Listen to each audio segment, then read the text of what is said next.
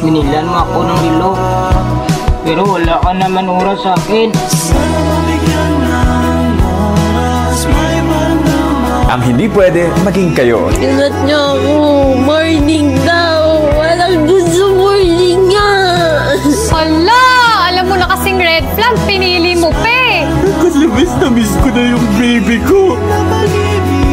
Kasi sorry ha. Sorry talaga. Makakalimutin ka ba? Subukan mong ma-inlove at masaktan, hindi mo makakalimutan yun. Char! Alam mo ba bakit akong lumijoy? Kasi nahulog ako sa kanal.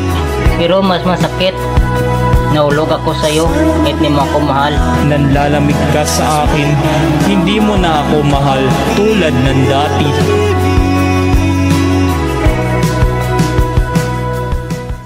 Guys, kung hindi ka pa naka-follow sa aking page baka naman.